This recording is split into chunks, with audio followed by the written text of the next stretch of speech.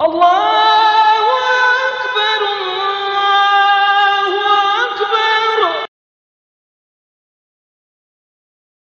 Al-Imam Al-Khattabi berkata, al-ilmu abyanu min at-ta'rif. Ilmu itu lebih jelas daripada untuk didefinisikan.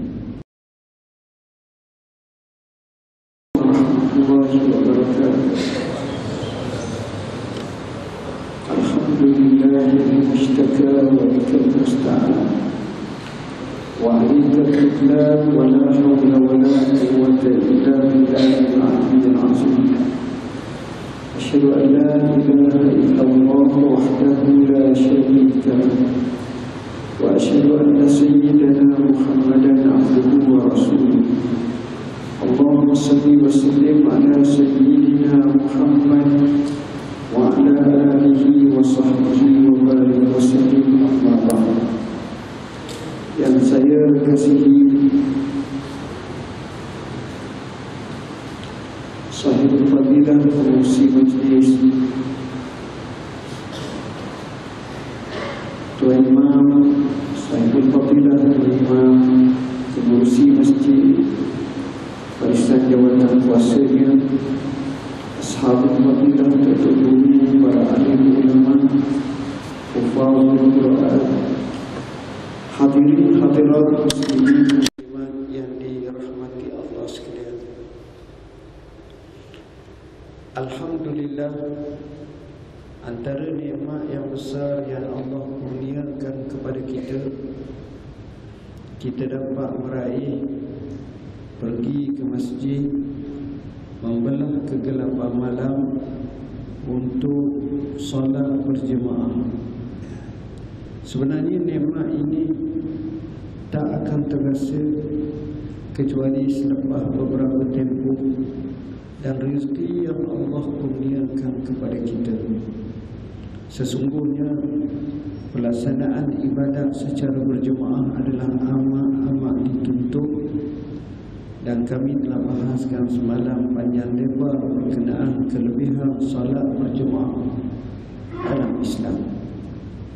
Pada pagi ini kami nyatakan berkenaan dengan sebuah doa untuk kita amalkan setiap pagi.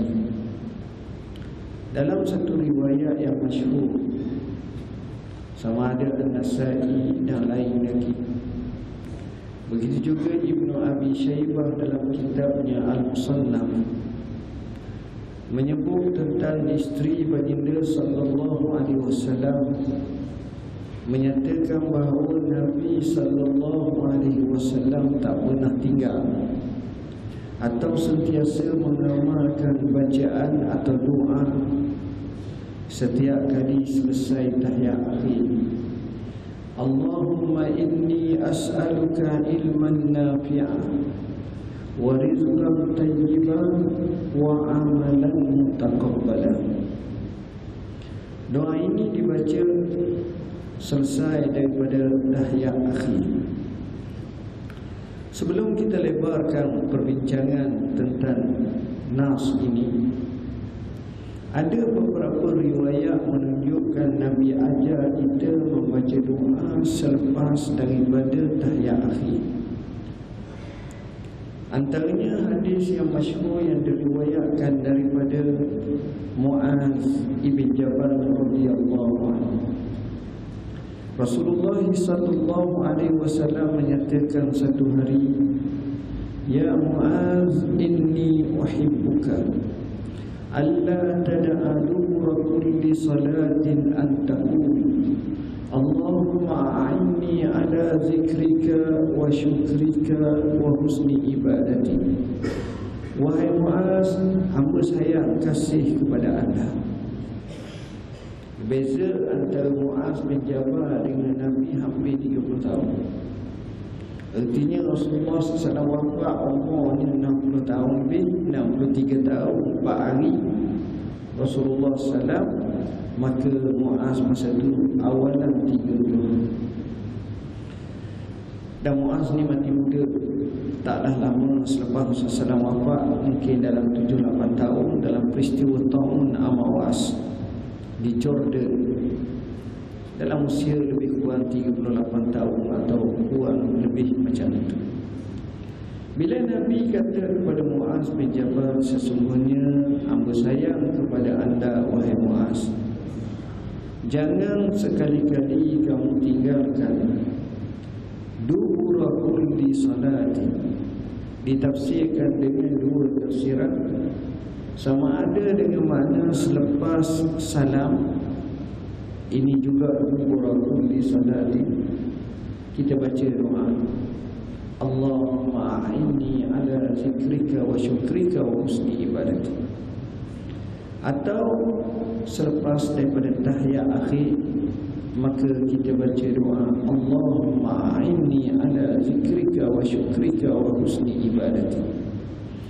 Nas ini menunjukkan sunat kita baca selepas tahiyat akhir dengan doa yang maksud seperti ini.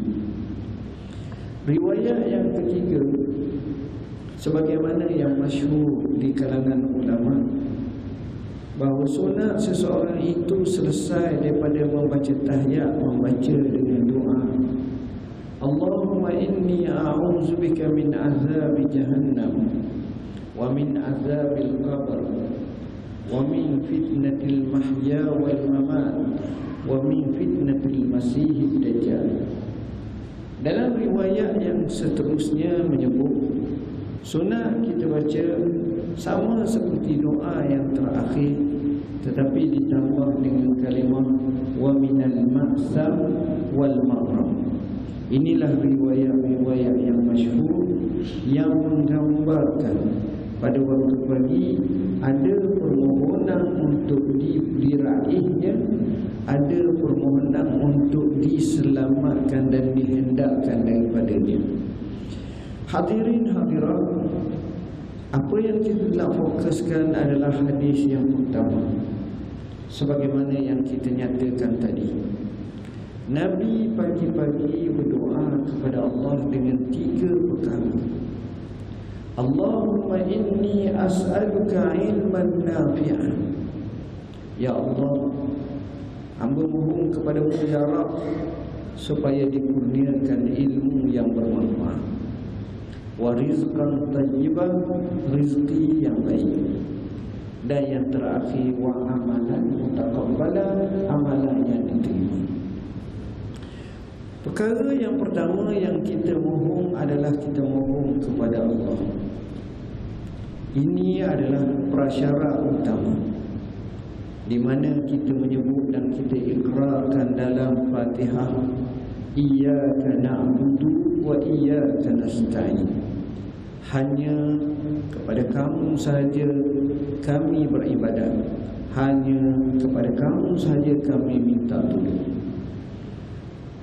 Allah Dia suka kita minta tolong kat Dia. Dia benci kita sombong, kita tinggal untuk minta tolong kepadanya. Bak kata pujangga Arab, Allahu yaghdhabu in tarakta su'alahu wa bunayya Adam in sa'altahu yaghdhabu. Allah murka kalau kamu tinggal minta kepadanya, kerana Dia Maha Kaya. Sedangkan manusia kalau kamu minta banyak-banyak dia malu. Itu beza antara Allah dengan makhluk. Dan minta kepada Allah ini adalah perintah Tuhan sendiri. Wa qala rabbukum ud'uni astajib lakum. Dan Allah Subhanahu wa taala amat suka orang minta kepadanya bersyaratkan dengan syarat-syarat dan adab yang dinyatakan oleh Rasulullah sallallahu alaihi wasallam. Antaranya angkat kedua tangan, sebagaimana dalam 2 riwayat yang masyhur. Riwayat orang yang berdoa dalam keadaan berdebu, busuk masai, yakni musafir yang pasti tak tolong. Riwayat itu juga menyebut bagaimana dia mengangkat tangan. Nabi sallallahu alaihi wasallam menyebut dalam sebuah hadis yang lain, innallaha hayyun karim yastahyi minal 'abdi idza rafa'a yadahu an yaruddahu sifra. Allah ni sifatnya maha malu dan maha mulia. Dia malu sangat kalau hamba-Nya angkat tangan dan doa, dia memulangkannya dengan kosong. Contohnya kata ulama berdasarkan ulama tasawuf, antaranya Ibn Athaillah As-Sakandari, begitu juga Allamah Asy-Syaikh Mufassir Muhammad Mitwalli Sya'rawi. Allah pasti terima doa kita. Kerana itu janji Tuhan secara jazam, bersyaratkan dengan beberapa syarat apabila kita memenuhinya, termasuklah angkat tangan. Dan kita juga menyebut dengan Ya Rabb, Ya Rabb, kita sebut dan kita doa kepada Allah. Kita tak doa kepada lain. Doa kepada Allah tidak dikehendaki dengan sebarang perantara. Wa iza sa'alaka 'ibadi 'anni fa inni qarib ujibu da'watad da'i iza da'ani. Dan apabila hamba-hambaku tanya tentangku, maka sesungguhnya aku maha dekat-dekat sana, dan aku pasti menjawab doa orang yang berdoa apabila dia berdoa padaku. Maka di sini doalah kepada Allah. Dan doa kepada Allah ini, kata ulama, apabila seseorang itu dibuka pintu doa, maka dibuka baginya pintu mustajab, pintu ijabah. Kerana orang itu ingat kepada Allah Subhanahu wa ta'ala. Di mana dalam nas seperti ini menggambarkan kepada kita bahawa kita hanya kena doa kepada Allah. Dan kita benar-benar mengharap tawajuh dan menjaganya. Apa doa yang Nabi ajar pada awal? Allahumma inni as'aluka ilman nafi'ah. Ya Allah, ya Tuhanku, aku mohon kepada kamu ilmu yang bermanfaat. Ini mahal. Banyak dalam nas, bila minta hak baik, maka disebut supaya dikhususkan lagi hak baik. Maknanya benda tu baik, diekstrakan baik lagi. Ini sudah menjadi kebiasaan perintah Tuhan. Ada orang datang ke kita, sebagai contoh, Tok Imam ataupun kepada ustaz atau guru ataupun orang soleh, dia kata doalah hamba. Apa benda? Hamba ni tak ada anak, nak minta anak. Ramai orang macam tu, tak salah. Tapi yang diajar oleh Allah, kita minta anak, tapi anak yang soleh. Nabi Allah Ibrahim AS menyebut Rabbi habli minas salihin. Bukan isu anak, tapi anak yang soleh. Kesan anak yang soleh ni termasuk dalam hadis, boleh memberi syafaat kepada kita walaupun kita sudah mati. Dalam kubur doa dia di atas muka bumi itu boleh mengalirkan pahala kepada kita. Ini dinaskan dalam hadis yang masyhur. Hadirin hadirat yang dirahmati Allah, sama juga bukan masalah minta ilmu, tapi ilmu itu ilmu yang bermanfaat. Dalam bab ilmu bermanfaat, kita dapati ada dua hadis. Satu hadis suruh kita minta ilmu bermanfaat.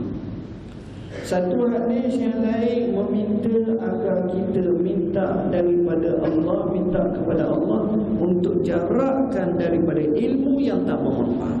Itu hebatnya. Nabi SAW bersabda, "Sallallahu ilman nafi'ah." Hendaklah kamu minta kepada Allah ilmu yang bermanfaat. Dalam riwayat yang lain Nabi bersabda, "Ta'awwadhu billah min ilmi la yanfa." Berlindunglah kamu dengan Allah daripada ilmu yang tidak bermanfaat. Kita bicara dulu berkenaan dengan ilmu ini. Ilmu ini sebahagian ulama mentakrifkan sebagai tasawwur syai' mutabiqul lil waqi'. Kita gambarkan sesuatu tu benar realiti. Ada orang dia gambarkan sesuatu tapi tak betul realiti.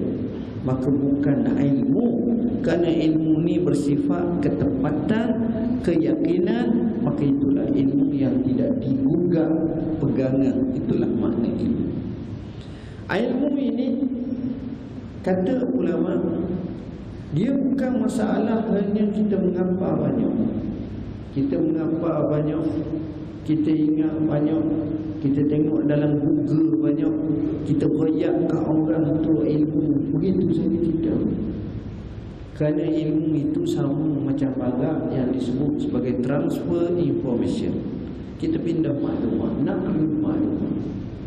Tapi ilmu sebenarnya dia mewarisi khasyatullah, takut kepada Allah. Sebagaimana dalam surah Fatir, innama yakhsyallaha min ibadihi ulama. Sesungguhnya yang takut kepada Allah adalah para ulama. Kerana itu Imam Malik berkata, laisal ilmu bikasratir riwayah, innamal ilmul khasyah. Bukanlah ilmu dengan banyaknya riwayat, tapi ilmu yang sebenar membawa kepada rasa takut kepada Allah. Inni akharullah. Dan Allah sendiri sebut banyak sangat nas ke arah itu. Jadi ilmu yang kita nak ni adalah ilmu yang mewarisi rasa takut kepada Allah, kerana kenal dan makrifah kepada Allah sebenar-benarnya. Ilmu yang kita nak ni, ilmu ni juga ditarifkan. Satu tarif yang mudah tapi terlalu abstrak, yang disebut oleh Al-Imam Al-Khattabi. Al-Imam Al-Khattabi berkata, al-ilmu abyanu min at-ta'rif. Ilmu itu lebih jelas daripada untuk didefinisikan. Tuan-tuan, orang mari mengajar di tempat hamba duduk ni beribu orang, dan dengarnya kita. Bila kita dengar ni, kita ni jadi judge walaupun tak ada hukum. Kita jadi tuaki. Apa kita kata? Orang tu ceramah, hamba pun tak kata. Allah ulang biasa. Tapi ada orang ceramah kita kata, ni tak pakai cakap ni, banyak dia bagus tak? Lain macam. Adakah nampak orang tu bila dia datang 4 kilo ilmu dia, 10 kilo, 3 guni, 4 guni, 8 kilometer ilmu dia? Tak nampak. Tapi bila mana dia bercakap, kita tahu, ini ilmu orang berilmu. Ini tak, ini tak. Ini auta dia ni. Kenapa kita boleh kata macam tu? Sebab kita tengok dan kita faham dan kita ada sedikit ilmu, dan kita boleh ukur dengan ilmu yang ada pada kita. Maka natijahnya keluar macam tu. Jadi ilmu itu, itulah yang dikehendaki. Tapi ilmu ni dia ada kesekalian. Dia tak boleh ilmu itu ilmu saja. Kerana itu kata ulama, ilmu ini dia kena serta dengan amal. Bak kata menjaga al-ilmu bila amalik kasyajari bila sabari. Ilmu tanpa amal ibarat pokok kayu tak buah. Kita tanam sakit, kita tanam pokok berian, kita tanam pokok, kita nak buah, bukan nak buat perhiasan. Kalau nak tanam pokok perhiasan, kita tanam pokok berian.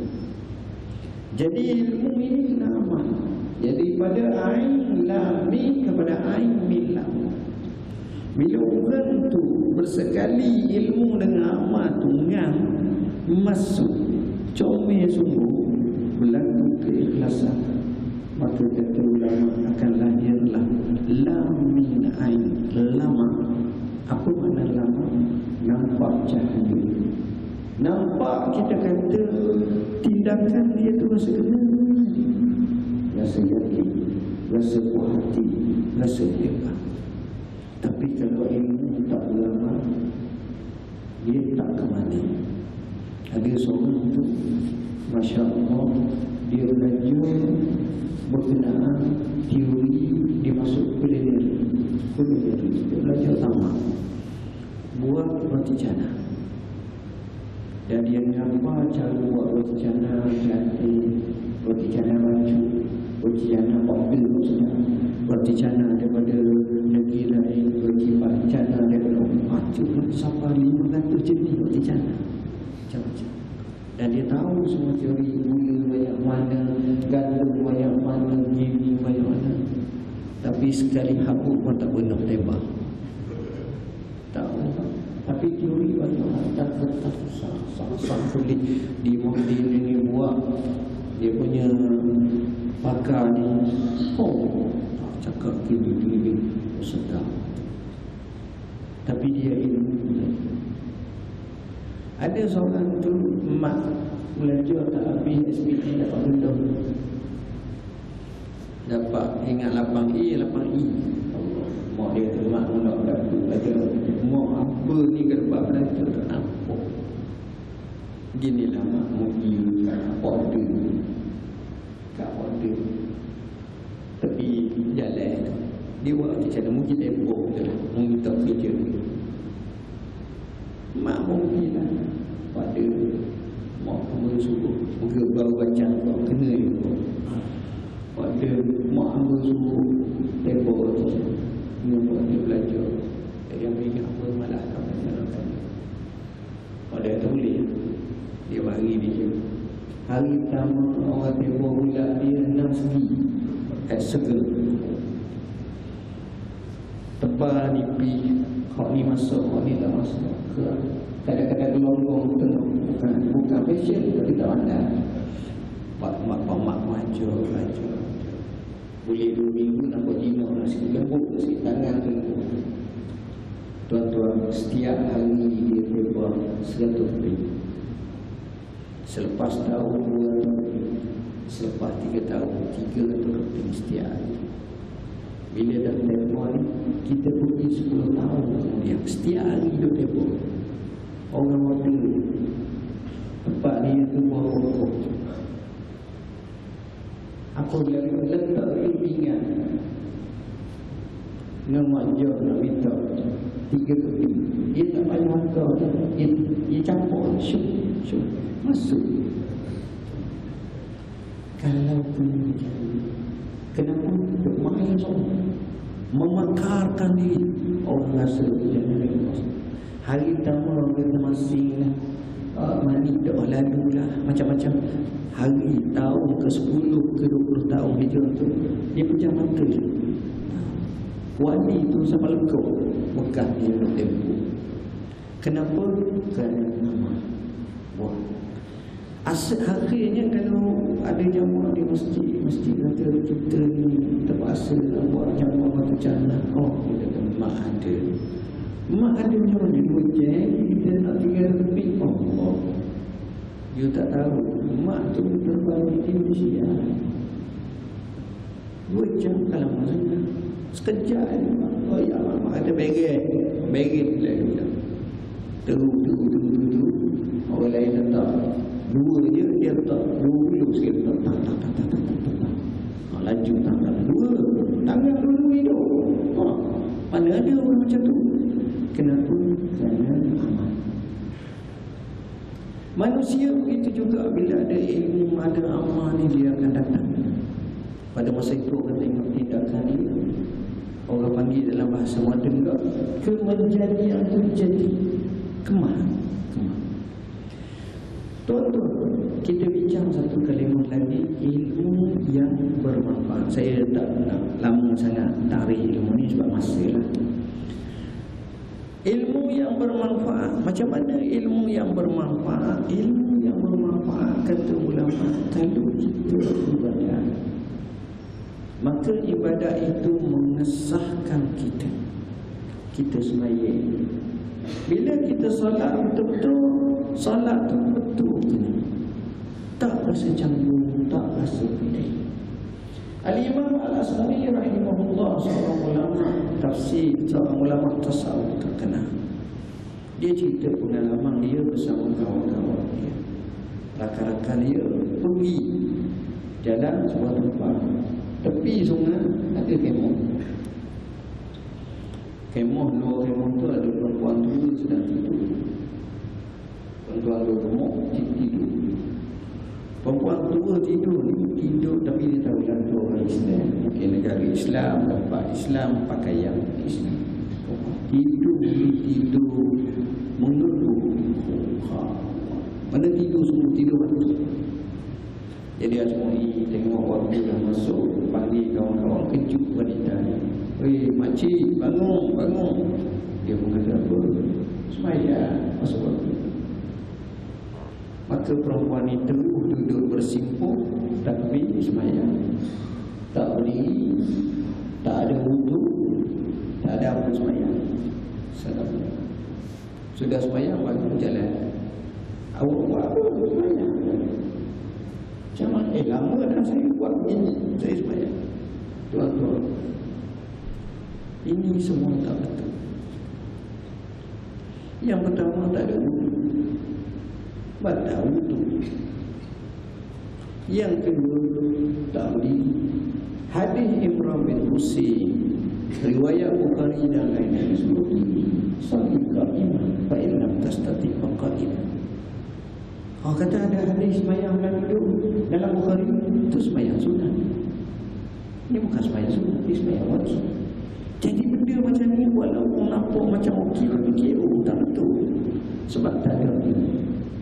Kerana itu mereka kata dalam matan Zubat dan seumpamanya, wa kullu amalin bi ghairi ilmin amaluhu mardudatun la tuqbalu. Setiap amalan tanpa disertakan ilmu, amalan itu direject, tak diterima oleh Tuhan. Kerana tak cukup banyak melanggar syarat dan laksana. Nombor 2, ilmu yang bermanfaat ini menyebabkan kita juga sah dari segi amalan kehidupan kita. Amalan kehidupan kita dalam arti kata lain, kita buat tu mengenai syarak. Tapi kalau tak ada ilmu ni, bincang banyak. Contoh, kalau kita tengok dalam bab ni, dia menega, dia jaga adab-adab, dia jaga tentang hukum nega, dia jaga tentang sirah akad nega. Walaupun ada khilaf kemudian yang muktabar, tapi sekurang-kurangnya dia tahu.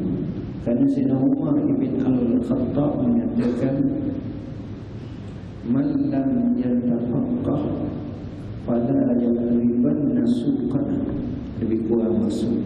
Siapa yang tak faqih, maka jangan masuk, jangan dekat dengan pasar kami. Kerana ada musuh-musuh yang Nabi larang buat, tapi dia takut. Maka macam mana ibadat dia, macam mana muamalah dia nak sah? Maka sudah barang itu tak sah. Perjualan cara ini tak kena cara, boleh jadi berlaku baik gharar, penipuan. Ini banyak kan? Kerana tak ada ilmu. Orang yang tak ada ilmu kadang-kadang kahwin dia pun dalam keadaan penuh dengan kecurigaan. Boleh jadi batil, boleh jadi tak betul. Dia dapat bini comel, dia sayang, dia tengok luar dalam, dia pun pujilah bini dia, wahai isteriku, belakangmu ni comel sana, macam belakangmu tak pasal-pasal terzina. Gerak kat bini, sumpah aku tak nak setubuh ilmu setahun, jatuh hilang. Jatuh hilang. Begitu juga kadang-kadang cakap macam-macam tuan-tuan. Bila menikah, bini dicerai lelaki, ni kena minam belakang, bini cerai lelaki. Hikmah kenapa cerai ni tangan lelaki? Sebab orang lelaki ni sabar tinggi. Dia tak macam perempuan, walaupun gamai yang pandang-pandang, tapi sabar tinggi. Kalau tahu kalau anak dan bini baru 14 kali tapi tidur sabar dia. Kuat sabar. Dia tak masalah. Itu hebat orang lelaki ni. Kadang-kadang kita tengok macam mana. Sudah kahwin, cerai, sudah cerai, keluar je biasa. Hukum iddah tak pernah dicakap. Sudah cerai, apa berlaku? Hak ni kebek air kawan ni, hak ni kebek air. Allah punya satu terima yang hebat. au tasrihum bi ihsan. Ni mahal. Dia dah suruh cegah bergaduh sampai ukit semua nenek moyang tak ingat kepada anak.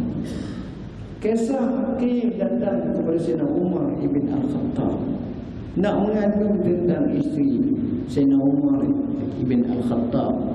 Bagi tahu ya Aqil, dia yang melahirkan anak kita, dia yang mentarbiyahkan anak-anak kita, dia yang basuh baju, jaga makan minum anak-anak kita tadi kena sabar sikit. Tengok cara damai, cara faham. Ertinya banyak sangat pantang langgar dia langgar, tak comel. Bak kata bujang garang wa ainu ridha kulli aibin kalilatun wa ainu as-sukhti tudiyal masawiyah. Manusia ni bila mana dia redha, mata tu redha, mana-mana aib pun tak nampak, comel kata. Tapi bila dah nak marah, mana-mana hak baik pun nampak tak baik. Oh, hak jahat tu sikit nampak. Inilah manusia. Jadi oleh kerana itu, kena ada ilmu. Bila kita ada ilmu, maka cara muamalah kita ni okey, baik, ada hikmah, ada cara. Kemudian ilmu yang bermanfaat ni juga menyebabkan kita punya gandaan pahala kita ni naik kerana kita ada ilmu. Tuan-tuan, saya sebut Pak Owe. Siapa yang baik? Pak Owe ni dalam masjid ni, dia ni kaki semayang sunat. Dia terkenal semayang, masuk masjid semayang, zikir semayang sunat, qabliyah tetap semayang sunat. Kalau malam macam tadi semayang terima jam 4:30 ataupun pukul 5, dia pukul 3:30 dia semayang sunat. Semayang sunat, semayang sunat. Bukan semayang sikit, semayang macam-macam jenis sunat dia semayang. Sunat tasbih, sunat apa kami sebut dalam buku kami, ensiklopedia solat-solat sunat, macam-macam jenis solat sunat. Dia semayang semua, betul-betul dia faham. Semayang tahajud macam mana, semayang witir macam mana, gerhana macam mana, semayang sunat fadilahnya dia nampak banyak. Masya Allah, orang ni bagus, kita kata dia bagus. Mari yang kedua pula, orang ni kaki puasa. Masya Allah, dia ambil, dia tak pakai dah puasa istighfar ni, dia betul-betul ikut, dia ambil puasa Nabi Muhammad Daud. Hadis sahih Nabi bersabda, afdalus siyam Daud shoma yawman wa aftar yawman. Seafdal puasa Nabi Daud, sehari dia puasa, sehari dia. Saya pun dah tahu berapa boleh selama. Boleh lagi 2 jam setengah boleh. Kalau boleh, mana tak boleh lah. Jadi kita berhenti pukul 7:30 boleh. Ataupun nak awal lagi tak apa, saya boleh. Masa tu tengok. Jadi kita kata dia pun lebih, Masya Allah, kaki ni puasa. Mari yang ketiga, kaki baca Quran. Kalau masuk masjid istighfar 5 hari sekali khatam, 5 hari sekali khatam. Kadang-kadang kalau Ramadan tu sama sedap sekali, ataupun 2 hari sekali. Oh, hebat orang kata baca Quran dia suka sangat baca Quran. Hebat tak orang ni? Hebat. Nombor 4 pula, kaki zikir je. Tasbih tak pakai 1-2 dah. Subhanallah, alhamdulillah, subhanallah. Ingat mula-mula menunjuk, tapi dah main dia tiap hari, tak apa pada mung. Betul sungguh dah tu. Tasbih tunggu. Stop. Syekh berkata, subhanallah. Ni macam mana okey? Astagfirullah. Ji okey je. La ilaha illallah. Oh, hebat orang macam Pak ni. Datang seorang lagi sahabat, yang seorang ni semua dia kalau daripada Pak. Hak mengaji, hak bayar, puasa, hak zikir, dia kalau. Cuma dia buat amal semua. Dia biasa. Tiba-tiba satu hari, Pak ni ajak dia sekali Jom kita nak makan nasi Arab. Yang kata nasi Arab, kau terbagus tak? Contohnya lah. Jadi kami nak makan nasi Arab. Pergi kedai nasi Arab. Sekali ni kita pergi selepas zuhur, kita pergi lewat tengah panah masa tu. Dia masak 12.30 dah boleh lepas zuhur. Daripada sejid ni kita pergi lagi. Pergilah kedai nasi Arab. Siapa kedai nasi Arab kerana nak makan pagi tadi tu, sebab ajuk semalam dah janji. Jadi pagi tu kosong perut, biar kenyang betul lah. Wah, sekarang tak main dah ayam kambing lah. Kambing bakar macam-macam, hanis, mandi lem, apa benda pun.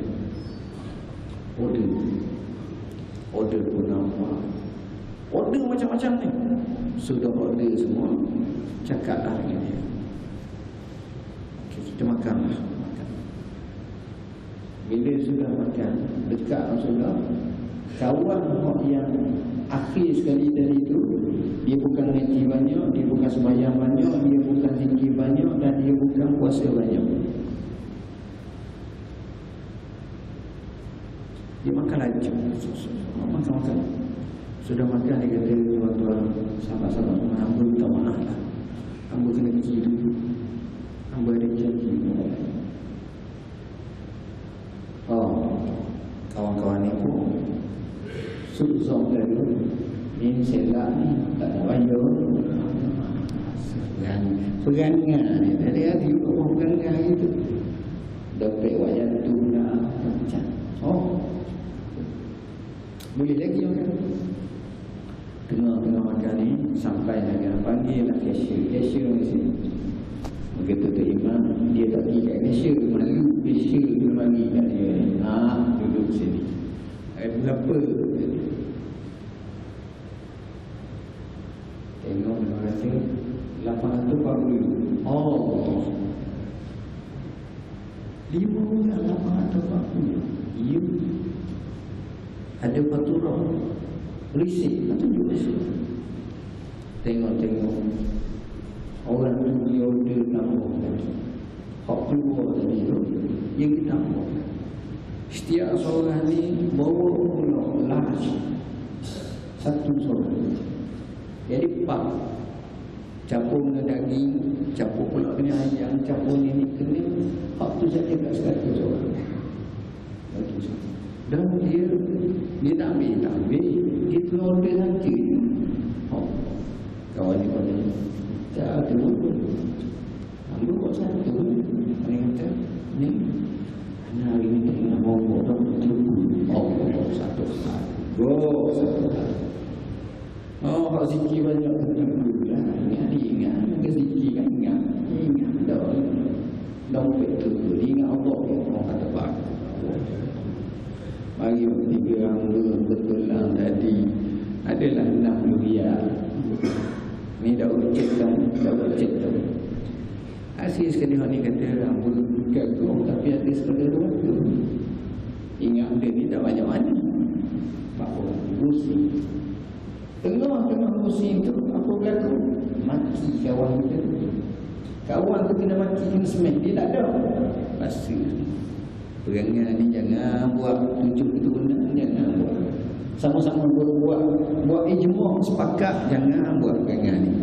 Makan sama, lepas tu tinggal. Lepas tu dah payah. Tengah-tengah macam tu, tiba-tiba toke cashier pun beritahu, saudara semua tak payah bayar. Kawan tadi bayar semua dan dia bagi pula Islam. Dia bayar. Masing-masing dengan sendirinya kata. Masing-masing dalam hati lah. Celaka aku. Jahat aku. Suzon. 5 hari. Tengok. Baik hakiki ni, dia bukan lagi masalah takwa sembahyang, buat ibadah hati. Sebab itu Nabi SAW bersabda kepada sahabat, ada riwayat tapi tak kuatlah. Ma fadalakum Abu Bakrin bi salatin wala siyam walakin ma waqahu fil qalb. Abu Bakar bukan lebih pada kamu dengan sebab sembahyang, bukan bukan dengan sebab puasa, tapi apa yang ada dalam hati. Diriwayatkan disebut la uzina imanu Abi Bakr bi imani hadhihi ummah la rajaha imanu Abi Bakr. Kalaulah ditimbang iman Abu Bakar dengan iman umat ni, berat lagi iman Abu Bakar. Hati. Kerana hati ni makin dia bersih, dia lagi banyak pahala. Kita tak buat ni, kita nak ingat okey dah, lumayan dah. Hati ni betul. Al-Imam Al-Ghazali rahimahullah dalam kitabnya Minhaj Al-Abidin. Minhaj Al-Abidin ni ada 3 nama. Minhaj Al-Abidin ila jannati Rabbil Alamin. Ada nama macam tu. Nama dan Minhaj Al-Abidin yang dikaryakan oleh Imam Al-Ghazali ni adalah kitab yang terakhir sebagai bapa dia mati. Dia mati tahun 505 Hijrah. Ada disangkakan di karang sekitar tahun 503 atau 504 Hijrah sebelum dia mati. Ihya dulu lagi. Ihya. Sebab itu dalam Minhaj ni hadis-hadis dia banyak lapisan dah. Dia banyak saringan. Ni Imam Al-Ghazali. Dalam kitab tersebut banyak cerita masalah tentang Aqabatus Sama. Ada 7 halangan dalam ibadah. Dia sebut satu-satu. Aqabah tentang ilmu, tentang taubat, pecah pulau tentang dunia, tentang makhluk, tentang ini, tentang sifat-sifat pula. Ada qawadih, ada awari, ada apa-apa. Sampai akhir sekali. Allah. Tengok dia masuk tauri. Benda ni mahal. Akhir sekali kita tengok Nabi kata, kita semuanya banyak, bagus. Kita puasa banyak, bagus. Tapi hati kita tidak. Hati kita jaga. Kadang-kadang tengok sahabat. Saya kagum sahabat Nabi. Saya sebut dalam buku ni hadis baru. Apa sahabat? Dia ingat juga Nabi dia sikit. Ingat. Ya Rasulullah, zahaba ahlud dusur ila jannah. Ya Allah, apa hebat ni pakai masuk syurga ke, kaya-kaya. Dari sedekah, kami tak dengar sedekah. Nabi kata kamu pun sama dengan mereka, kerana setiap takbir itu sedekah, tahlil itu sedekah, tahmid itu sedekah. Melainkan dia sebut macam kamu sebut, baru nak dia. Tengok, daripada situ kita faham betapa pentingnya kita sebagai orang Islam ni masalah hati. Masalah. Nabi sebut dalam hadis ala inna nabi jasadi mudghah. Ini hujung hadis. Iza salahat salahat jasadu kullu wa iza fasada fasada jasadu kullu. Ada qalbun salim. Hati kita. Ada. Seorang sahabat Nabi bernama Asyad ibn Qais masuk masjid. Nabi berhenti. Lalu Nabi sedang puji. Setiap yang baik Nabi puji dan Nabi kreditkan dia. Nabi kata, ya Asyad, inna fika khaslataini yuhibbuhumullah, al-hilm wal-ana'ah. Wahai Asyad ibn Qais, pada kamu ada 2 sifat yang Allah amat suka, iaitu sifat ketenangan, sifat kebaikan, peramah, lemah lembut, dan sifat ketenangan. Semua itu dalaman. Semua dalaman. Banyak cerita pada dalam hati. Dalam Quran sakit hati yang sifat fizikal tak banyak. Kebanyakannya bila sebut sakit, sakit hati yang bersifat maknawi. Awal ayat daripada awal surah Al-Baqarah, fi qulubihim maradun fazadahum Allah. Akhir surah min syarril waswasil khannas. Khannas ditafsirkan oleh ulama macam mana syaitan ada belalah paut kepada hati manusia. Allazi yuwaswisu fi sudurin nas minal jinnati wan nas. Itu berat. Jadi tuan-tuan, saya sebenarnya nak cakap banyak-banyak. Tapi ialah mala yutraqullu la yutraqullu. Barang yang tak dapat semua jangan tinggal semua. Jadi saya wakilkan buku saya, tuan-tuan boleh beli je lah. Saya dah nak cakap banyak, letih dah. Bukan apa masa tuan-tuan lah. Sebab masa saya sebut dalam buku inilah doa aku, tuan-tuan boleh tengok. Tuan-tuan nak tahu tentang fitnah akhir zaman Ya'juj Ma'juj Dajjal, Imam Mahdi kami sebutkan. Nak tahu berkenaan dengan macam mana ulama yang hebat-hebat seperti Syekh Muhammad Tawli Syarawi, kisah dia cukup. hari. Nak ajak, nak didik anak-anak kita semua. Saya sebut dalam 2-3 buah buku. Anak buku inilah nasihat apa, termasuklah buku Salam Terakhir. Jadi saya abadikan untuk anak saya, Hamad rahimahullah. Dia mati umur 22 tahun kanser. Jadi kita tengok perjalanan kita sebagai seorang tua, ingat pada anak-anak. Kita tengok kalau kita sebut bab pemurah, kita tengok bab sedekah. Macam saya tengok pagi tadi baru ini keajaiban sedekah. Memang banyak boleh baca apa kita saja. Mereka lah pada pemurah. Saya yang teringat dalam buku ini, ramai orang pemurah, tuan-tuan. Dan sepaling-paling pemurah adalah Rasulullah.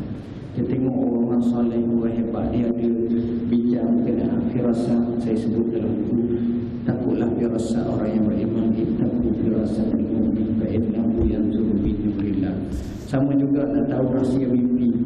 Ya, ini berdasarkan kepada takbir Rasulullah SAW dan sejarah orang soleh. Kita juga tak lupa jaga masa. Yang ini penting. Inilah yang saya paling sayang, buku masa peliharalah. Sebab kata orang Arab, nabtu wa naruhu li hajatina wa hajatuna hajalana qadi. Kita pagi-pagi dah petang-petang dah sibuk. Hajat kita, hajat orang hidup tak habis, tak habis. Nombor 1, belajar. Saya sebut baca, belajar sentiasa. Masjid adalah kawah ilmu, gelanggang bumi gelantang, kaya dengan ulama-ulamanya. Suruh gunakan kehebatan mereka, tanyalah mereka, sebagaimana yang disebut dalam nas, fasalu ahla zikri kuntum la ta'lamun. Saat kita berhidup semua sekali, Allah bagi lepah ruang ketenangan.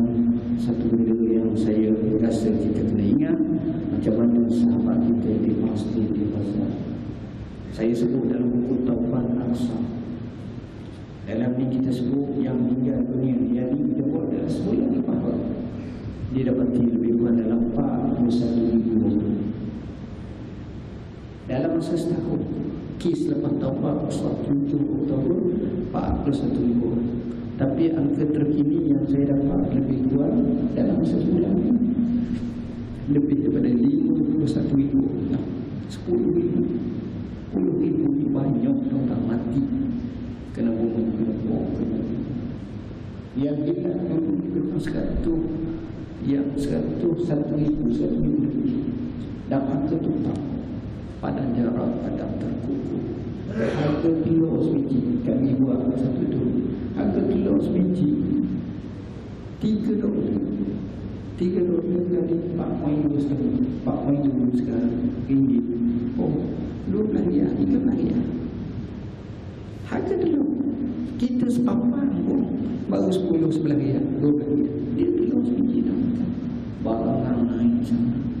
Dan saya sebut tentang apa nama ni, tokoh yang terkenal seperti apa nama ni, yang seolah yang kita tengok seperti Ismail Haniyah yang meninggal dunia. Yang tu kita cemburu, mati dia 7 juta semayang kena tawain. Saya rasa mesti ni pun semayang ramai. Semuanya kita kena tengok macam mana kita nak cari, kita nak buat balik. Sebenarnya kena rujuk pada Nabi lah. Kena rujuk pada Nabi. Saya dah tengok ulama-ulama dunia apa dulu, kini dan selama ni rujuk pada Nabi. Saya sebut dalam sirah Nabi, garis masa hayat Rasulullah. Tuan-tuan saya kisah Umar Khattab ni seorang panglima nelayan Tiza. Dia meninggal dunia luar biasa, hebat, mati dia tu. Bila orang berbincang macam dari orang rawan Nabi itu, dia katakan ada panduan sunnah Nabi kami. Kami ada panduan sunnah Nabi kami. Tegak dan kisah dia menyayang hati. Nak tahu kisah-kisah fatwa atau hukuman bahkan tuan-tuan boleh baca dalam kami punya Al-Inamah. Percuma saja apps Al-Inamah. Kita telah jawab lebih daripada 7,300 soalan. Setiap hari nak soalan baru, isu berbagai apa, kita dapat manfaat. Jadi akhirnya sekali lagi saya mohon maaf, saya guna tidak sesuai dengan khalayak sini. Mudah-mudahan saya sayang kepada anda semua. Kita dijadikan Allah termasuk dalam ahli jannah Dan semoga tuan-tuan diberi kekuatan dalam hidup, dimurahkan rezeki, dipanjangkan umur, diberkati hidup, dimudahkan segala urusan, dijayakan anak-anak, cucu semua sekali. Bismillahirrahmanirrahim. Allahumma fakirna bina natawi Allahumma ja'alna min ladina yasna'una wa yattabi'una hasanah. Atina husana taqwa wa zakkiha anta khairu man zakkaha anta waliyuha wa mawlaha. Allahumma rabbana atina fid dunya hasanah wa fil akhirati hasanah wa qina adzaban nar. Sallallahu alaihi wasallam Muhammadin wa ala alihi wasallam. Wassalamu alaikum warahmatullahi wabarakatuh.